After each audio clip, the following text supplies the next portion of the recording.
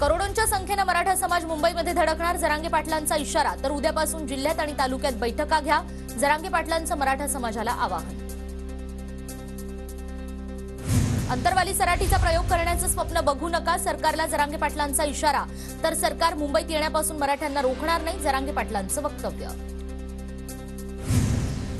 माझ्यासह कुणीही सरकारसोबत चर्चा करायची नाही, मुंबईतील मराठा समन्वयकांसोबतच्या बैठकीत जरांगेंचं वक्तव्य। तर मैदानाच्या परवानगीची जबाबदारी मुंबईतील मराठा समाजानं घ्यावी, जरांगे पाटलांची सूचना।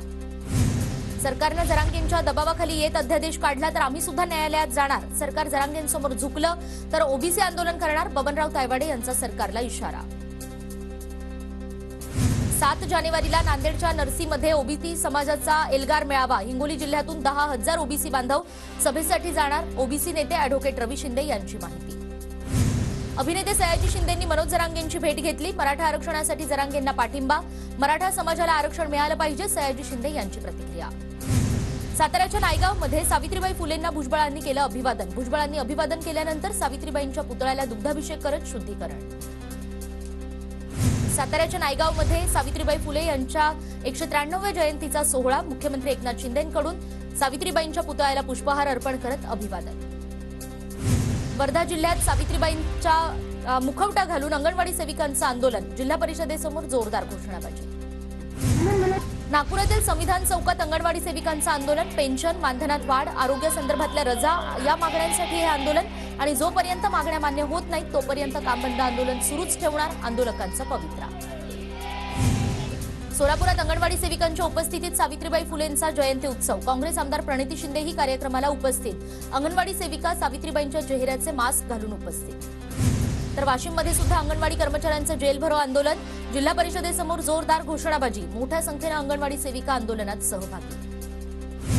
शिर्डीतील राष्ट्रवादीच्या शिबिरामध्ये अंगणवाडी सेविकांनी घेतली सुप्रिया सुळेंची भेट, सेविकांची सुळेंसोबत मागण्यांसंदर्भात चर्चा, सुळेंसमोर अंगणवाडी सेविकांना अश्रू अनावर। चंद्रपूरमध्ये कृषी महोत्सव 2024ची थाटात सुरुवात, कृषी मंत्री धनंजय मुंडे आणि वनमंत्री सुधीर मुनगंटीवार यांची उपस्थिती, कृषी आधारित शेतमालाला थेट बाजारपेठ मिळवून देण्यासाठी 29 तारखेला मोठी बैठक, धनंजय मुंडेंची माहिती। राजाराम कारखान्याच्या संचालकांना झालेल्या मारहाण प्रकरणात गुन्हा दाखल, सतेज पाटील गटाच्या 23 कार्यकर्त्यांवर गुन्हे दाखल। कोकणातील यावर्षीचा प्रवासही खड्ड्यातूनच, मुंबई गोवा महामार्गाच्या चौपदरीकरणासाठी नवी डेडलाईन, मुंबई गोवा महामार्गाचं काम डिसेंबर 2024 पर्यंत पूर्ण करू, राज्य सरकारची उच्च न्यायालयात ग्वाही। धुळे जिल्हा परिषदेच्या अध्यक्षपदी भाजपच्या धरती देवरे यांची वर्णी, धरती देवरे यांची बिनविरोध निवड, भाजप कार्यकर्त्यांकडून गुलाल उधळत जल्लोष।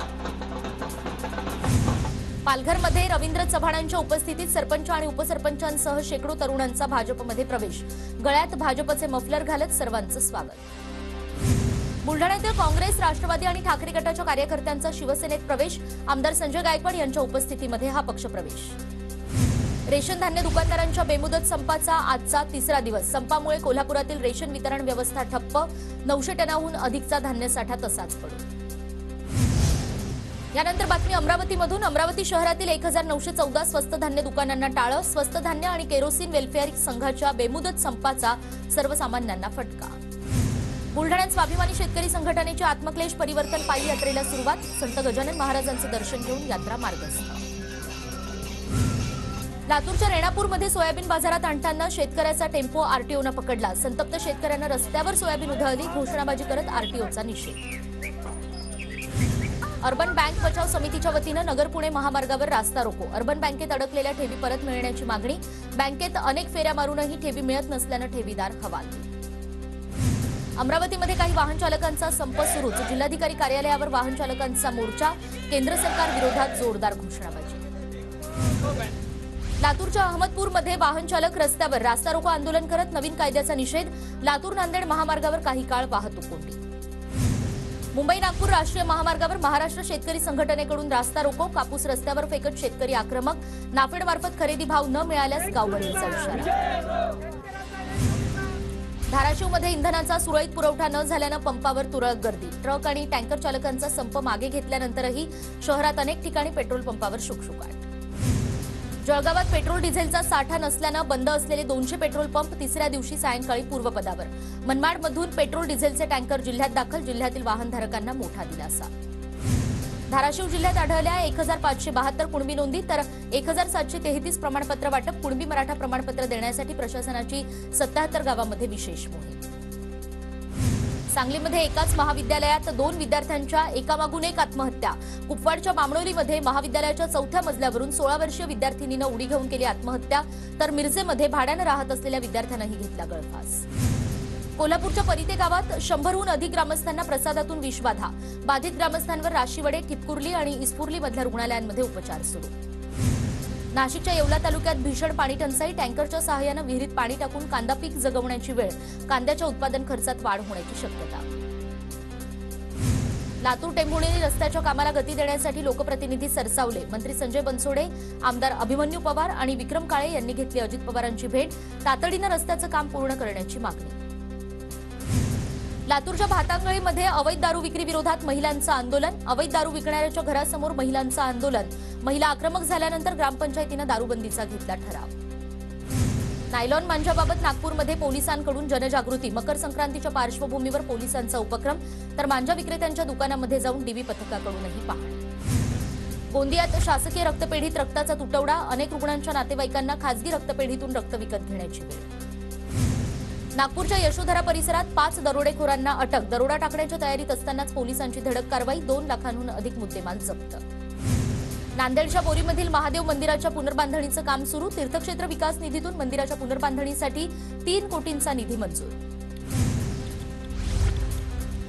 आणि सोलापूरमध्ये लिंगायत समाजाच्या आर्थिक उन्नतीसाठी महामंडळाची स्थापना आणि या माध्यमातून लिंगायत समाजाच्या अनेक आर्थिक मागण्या पूर्ण करण्याचा प्रयत्न.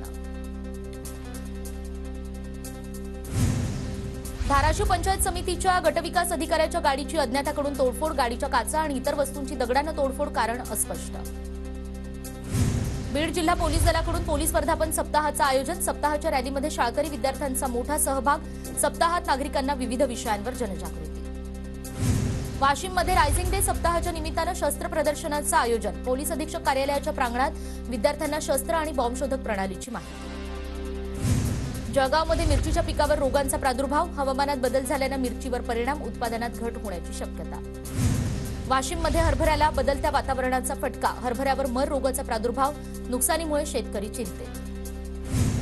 वाशिम जिल्ह्यात कापूस पिकावर गुलाबी बोंडअळीचा प्रादुर्भाव. कापसाची दुबार वेचणी न करण्याचं कृषी विभागाचं आवाहन. बुलढाणा जिल्हा रुग्णालयाची दयनीय अवस्था. उघड्यावर बसून रुग्णांच्या नातेवाईकांचं जेवण. जिल्हा प्रशासन मात्र याकडे दुर्लक्ष करत असल्याचा आरोप.